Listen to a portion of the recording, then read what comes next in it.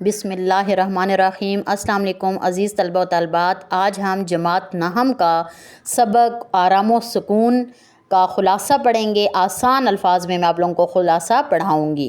مصنف کا نام امتیاز علی تاج، 1900 میں پیدا ہوئے، 1970 میں وفات پائی۔ مصنف کا نام آپ لوگوں نے لازمی خلاصے میں لکھنا ہے، 1 نمبر کا مصنف کا نام ہوتا ہے۔ صنف ادب ڈرامہ۔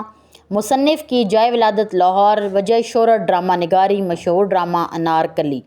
میاں بیمار ہیں۔ ڈاکٹر معائنے کے بعد کہتا ہے کہ انہیں تھکاوٹ سے بخار ہو گیا ہے، 1-2 روز آرام و سکون سے گزاریں گے تو طبیعت بحال ہو جائے گی۔ بیوی ڈاکٹر سے کہتی ہے کہ میں بھی ان سے یہی کہتی ہوں کہ کام کے ساتھ ساتھ آرام و سکون کا بھی خیال رکھیں، مگر یہ میری سنتے کہاں ہیں۔ ڈاکٹر میاں کو آرام کی تاکید کر کے رخصت ہو جاتا ہے۔ ڈاکٹر کے جانے کے بعد بیوی میاں کو آرام کرنے کا کہتی ہے، کبھی کھانے کا پوچھتی ہے، گھنٹی نہ ملنے پر شور کرتی ہے، ملنے کے بعد بحث شروع کر دیتی ہے، سکا پانی لے کر دیر سے آتا ہے تو اسے بھی ڈانٹتی ہے، کبھی بچے کو جھڑکیاں دیتی ہے، نوکر کو بھی ڈانٹتی ہے، ہر ایک کو ڈانٹتے ہوئے یہ بھی کہتی جاتی ہے کہ میاں بیمار ہیں، تم لوگ انہیں آرام نہیں کرنے دے رہے۔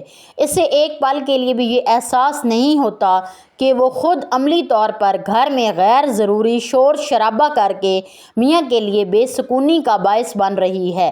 بچہ کھلونا گاڑی سے کھیلتے ہوئے شور کرتا ہے تو اسے ڈانٹ ڈپٹ کرتے ہوئے وہاں سے لے جاتی ہے۔ بیوی کے جانے کے بعد کمرے میں کچھ دیر کے لیے خاموشی ہوتی ہے کہ اتنے میں ملازم جھاڑو لگانے کے لیے آ جاتا ہے۔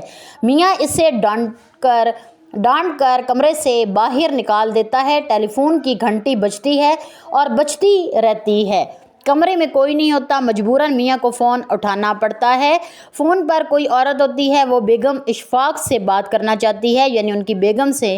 میاں اسے بعد میں فون کرنے کا کہہ کر فون بند کر دیتا ہے۔ جب یہ بات بیوی کو معلوم ہوتی ہے تو وہ بحث شروع کر دیتی ہے کہ نہ جانے کون تھی، کیا کہنا چاہتی تھی، نام تو پوچھ لیتے وغیرہ وغیرہ۔ ابھی یہ بحث جاری ہوتی ہے کہ پڑوس سے ہارمونیم اور گانا بجانے کی آوازیں آنا شروع ہو جاتی ہیں۔ میاں بیوی کو ہمسائے کے نام خط لکھنے کا کہتا ہے۔ بیوی خط لکھنے بیٹھتی ہے تو بچہ گر جاتا ہے۔ بیوی وہیں بیٹھے بیٹھے بچے کو ڈانٹنا شروع کر دیتی ہے۔ دروازے پر فقیر بھی آ جاتا ہے۔ بیوی فقیر کو رخصت کرنے کی غرض سے ملازم کو آواز دیتی ہے۔ ملازم ہاون دستے پر ریٹھے کوٹ رہا ہوتا ہے، وہ بیوی کی پکار نہیں سنتا۔ میاں ان ہنگاموں سے تنگ آ کر اپنی ٹوپی اور شیروانی اٹھا کر دفتر جانے کے لیے تیار ہو جاتا ہے۔